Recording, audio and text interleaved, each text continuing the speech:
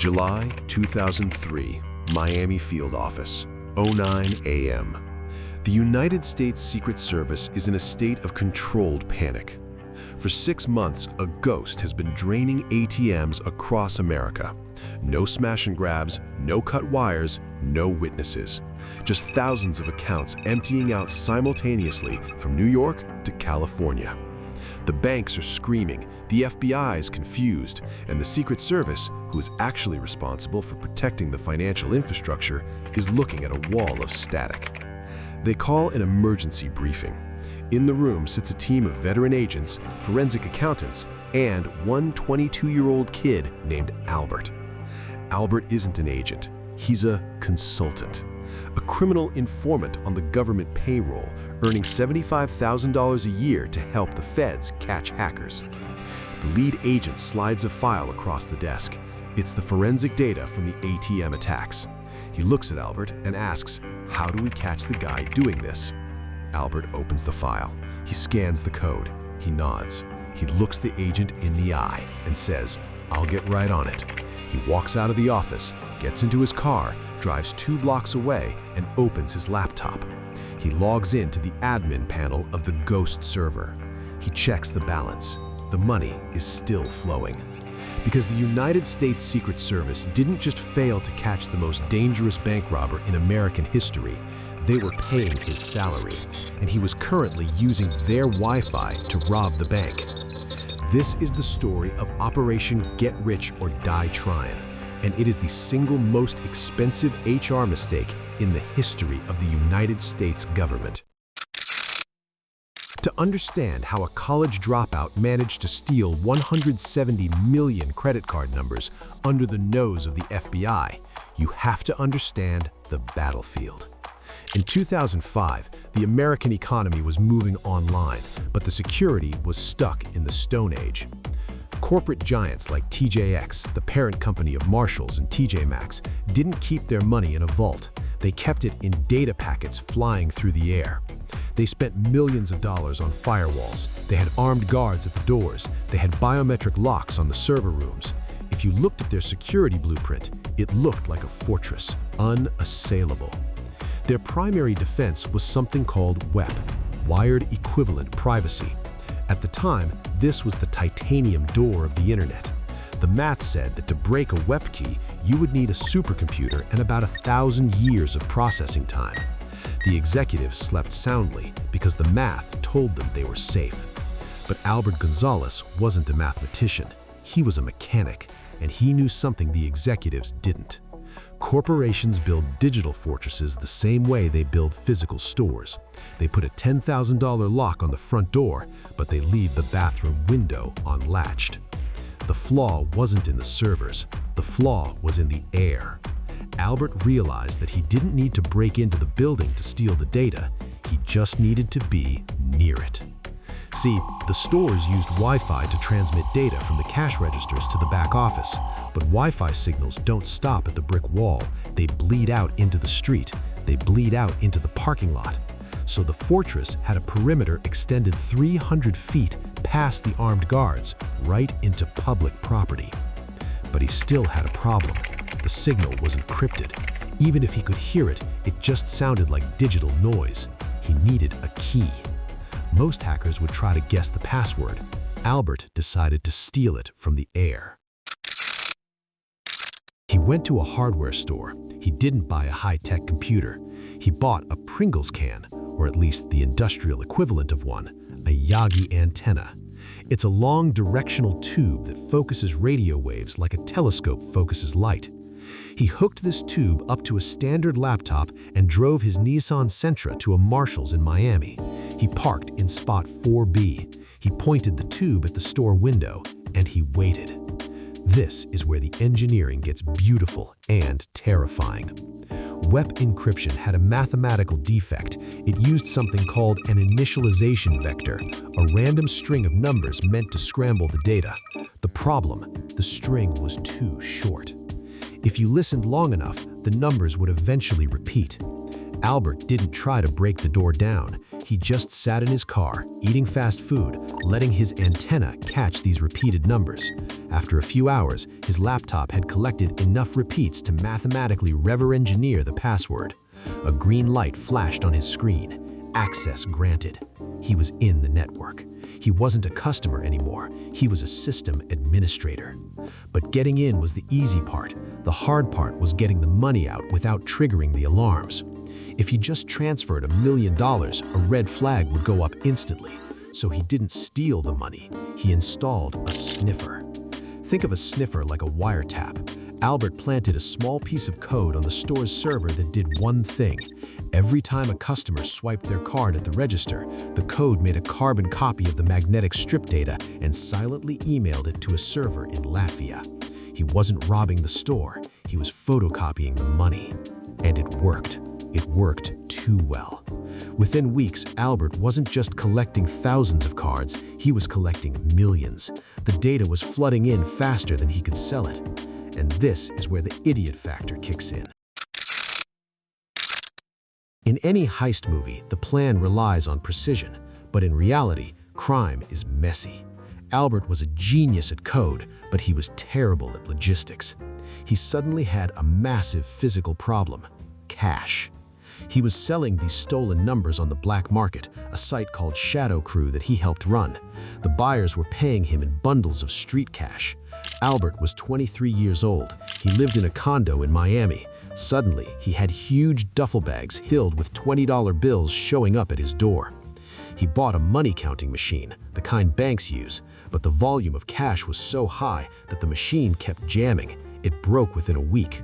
He had millions of dollars, and he was forced to count it by hand, sitting on his living room floor for hours, getting paper cuts. He started storing his cash in his walls, then in his mattress, but he ran out of room. He drove to his parents' house in the suburbs. He went into the backyard at night with a shovel and a blue plastic drum. He stuffed $1.2 million into the drum, sealed it, and buried it 3 feet underground. But nature doesn't care about your net worth. Miami is a swamp. The ground is wet. The seal on the drum wasn't airtight. Weeks later, when he went to check on his fortune, he found a disaster. The humidity had gotten in. The money was wet. It was starting to rot. The fungus was literally eating his retirement fund. The perfect crime was turning into a moldy nightmare. And while Albert was fighting the fungus, the Secret Service was waking up. The banks had noticed the pattern. Fraud was spiking, and all the victims had shopped at TJ Maxx. The feds traced the breach back to the Miami area. They called Albert into the office. This is the moment of peak tension. Imagine sitting in a briefing room surrounded by agents with guns, looking at a projector screen showing a diagram of your hack. They asked him to analyze the malware. Albert had to sit there, look at his own code, and tell the agents, "Wow, this guy's good. This is sophisticated stuff." But then he saw something that made his blood run cold. The agents had found a piece of the code that contained a specific signature, a mistake. If they analyzed it deep enough, they could trace it back to his laptop. He had to fix it, but he couldn't leave the room. So, under the guise of investigating, Albert offered to log into the system to track the hacker. He opened the terminal. The agents were watching his screen over his shoulder. He had to type the command to patch his own virus, deleting the evidence while pretending to be searching for the culprit. He typed quickly. He hit enter. "I can't find him," Albert said. He wiped his tracks. The agents sighed in frustration. "Damn, we almost had him." Albert wiped the sweat off his palms. He was safe. But safety is boring, and Albert was an addict. He had survived the close call, so logically he should have quit. He had enough money buried in the yard to live forever, but he didn't stop. He doubled down. He decided that stealing from stores was too slow. He wanted to steal from the source. He targeted Heartland payment systems. Heartland wasn't a retailer, they were the processor. They were the company that handled the transactions for 100,000 other businesses. Breaking into Heartland was like breaking into the Federal Reserve of credit card data. They had better security. They didn't use Wi-Fi. They were hardlined. So Albert switched tactics. He used an SQL injection. Imagine a database like a very strict librarian. You ask for a book, she gives it to you. An SQL injection is like walking up to the librarian and speaking in a language that makes her brain short-circuit, causing her to hand you the keys to the entire library. He tricked the Heartland website into giving him administrative access. He was in, and this time the scale was apocalyptic. He wasn't stealing a few thousand cards a day. He was stealing 130 million cards.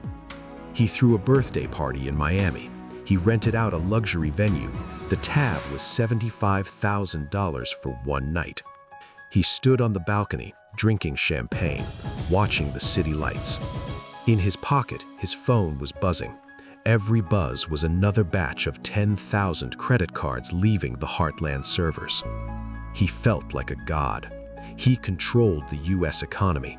If he wanted to, he could crash the banking system of the entire East Coast just by dumping the data all at once.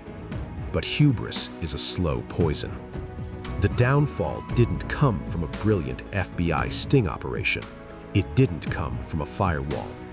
It came from a receipt. One of Albert's accomplices, a low-level guy in the ring, got lazy. He used a stolen credit card number to withdraw cash from an ATM, but he didn't cover his face. And he did it at an ATM that had a high-resolution camera. The feds got the face. They ran it through the system. They got a name. They picked the guy up. And, unlike Albert, this guy wasn't a mastermind. He folded immediately. "I don't know who runs it," the accomplice stammered. "I just know we call him Soupnazi." Soupnazi was Albert's handle. The Secret Service ran the name, and their hearts stopped. The name linked back to an informant file, their informant file. The realization hit the Miami field office like a bomb. The guy they had been buying lunch for, the guy they trusted with their passwords, the guy sitting in the cubicle next to them, was the guy they were hunting. They tracked him to a luxury hotel in Miami. They didn't storm in with SWAT teams. They waited for him to come out. When they arrested him, Albert didn't fight. He just looked at them with that same cynical nod he used in the briefings. They found the laptop. They found the millions in the backyard. They found the barrel of rotting cash. Albert Gonzalez was sentenced to 20 years in federal prison. It was the longest sentence ever given for computer crime. But the story doesn't end with him in a cell. It ends with you. Check your wallet. Pull out your credit card. Look at the little gold square on the front, the EMV chip. Before Albert, American credit cards didn't have that. We used magnetic strips, 1970s technology that was easy to copy.